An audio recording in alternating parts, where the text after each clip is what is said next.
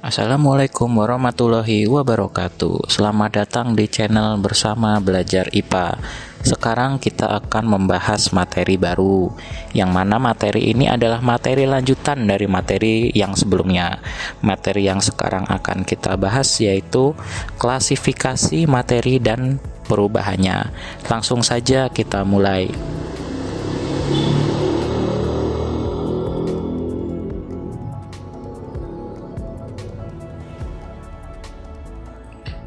Kita lihat dulu peta konsepnya agar kita tahu apa saja yang akan kita pelajari pada materi ini.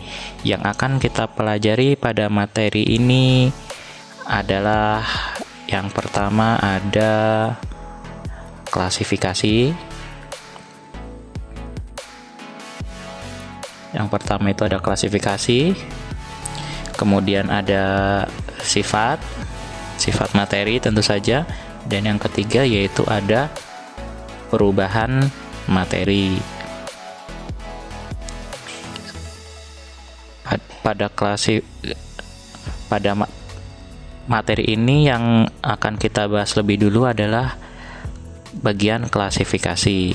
Pada klasifikasi materi yang akan dibahas adalah zat tunggal, kemudian campuran. Jadi dalam klasifikasi itu dibagi lagi menjadi dua, ada zat tunggal dan ada campuran. Apa itu zat tunggal dan apa itu campuran? Untuk mengetahuinya, mari kita lanjutkan.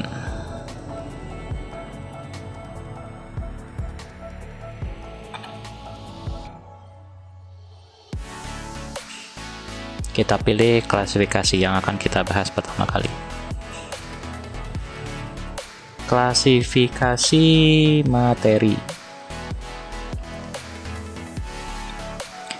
Bisa kita lihat pada layar bahwa materi memiliki arti, yaitu sesuatu yang mempunyai massa dan dapat menempati sebuah ruang. Jadi ini adalah pengertian dari materi. Kita lanjutkan. Ada berapakah klasifikasi materi? Untuk mengetahuinya kita lanjut lagi.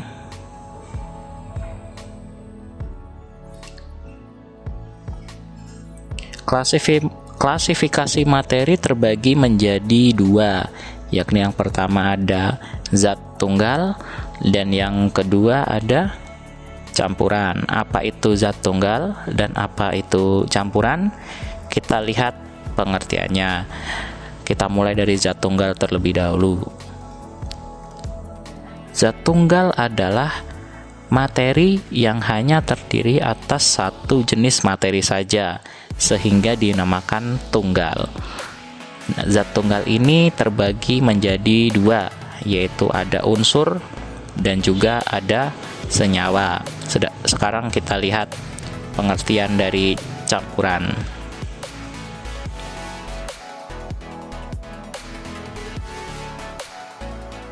Campuran adalah suatu materi yang terdiri atas dua zat atau lebih yang masih mempunyai sifat zat asalnya. Campuran ini terdiri dari dua macam, yaitu ada campuran homogen dan juga ada campuran heterogen. Jadi inilah pengertian dari zat tunggal dan campuran. Untuk zat tunggal itu terbagi menjadi dua, unsur dan senyawa, sedangkan campuran terbagi menjadi dua juga, yaitu campuran homogen dan campuran heterogen. Apa itu unsur, apa itu senyawa, dan apa itu campuran homogen serta apa itu campuran heterogen?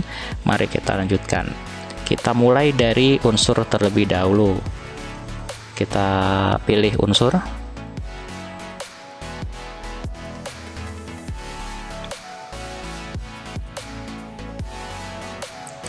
Di sini bisa kita lihat pengertian dari unsur. Unsur merupakan zat tunggal yang tidak dapat diuraikan lagi menjadi zat yang lebih sederhana dengan proses kimia biasa. Lalu apa saja contoh-contoh dari unsur ini kita lihat contoh-contohnya. Contoh dari unsur adalah salah satunya unsur logam. Unsur logam ini ada apa saja?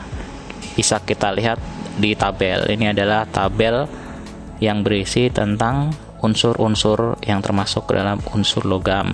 Ada aluminium, aurum, argentum, kalsium, cuprum, ferum, natrium, plumbum, dan stannum. Ada lambangnya juga, bisa kita lihat pada tabel ini. Selain ada unsur logam, ada juga unsur non-logam. Contoh dari unsur non-logam bisa kita lihat juga pada tabel berikut ini, contohnya seperti oksigen, hidrogen, karbon, sulfur, dan lain sebagainya. Di sini juga, di tabel ini juga sudah ada lambang-lambangnya. Kemudian untuk lebih lengkapnya tentang contoh unsur, kita bisa melihatnya di tabel periodik. Tabel periodik unsur. Pada tabel periodik unsur ini sudah ada keterangannya. Untuk yang biru ini logam, kemudian yang ini emas ini semi logam, dan yang kuning ini untuk non logam. Ini bisa kita lihat. Ini unsur-unsur yang lengkap bisa kita lihat di sistem periodik unsur.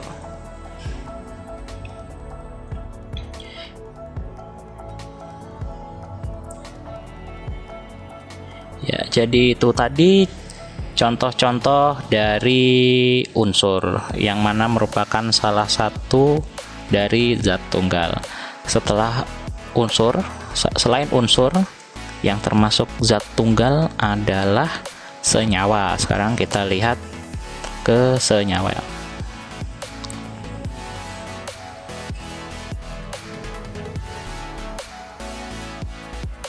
Nah, di sini sudah ada pengertian dari senyawa.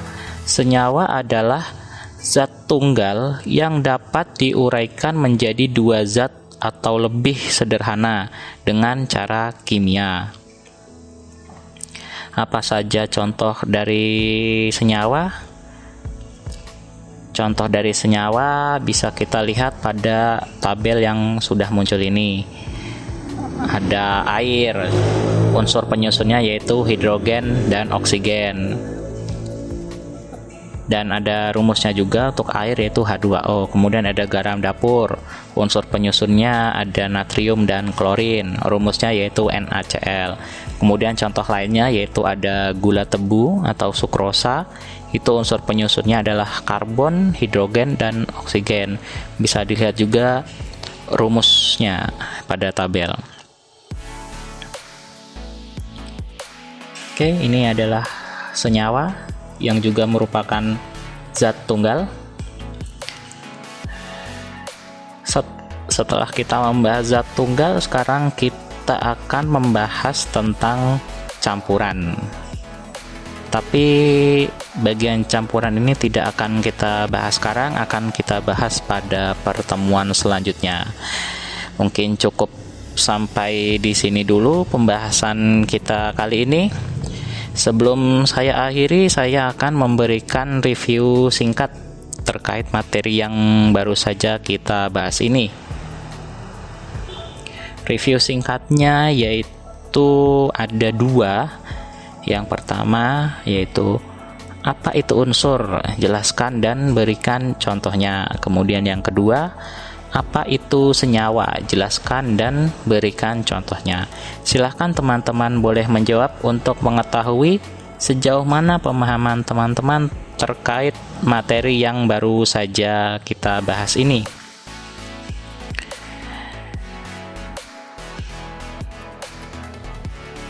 Cukup sekian pembahasan kita kali ini, sampai di sini dulu ya. Silahkan jika teman-teman ingin memberikan saran atau masukan bisa disampaikan di kolom komentar. Dan jika ada pertanyaan silahkan bisa kirim pesan ke media sosial kami di Instagram atau Twitter. @belajarilmualam, atau bisa juga melalui email di bersama-belajar-ipa@gmail.com. Mohon maaf jika ada kesalahan dan kekeliruan yang saya ucapkan. Semoga apa yang saya sampaikan ini bermanfaat. Sampai bertemu di pertemuan selanjutnya. Wassalamualaikum warahmatullahi wabarakatuh.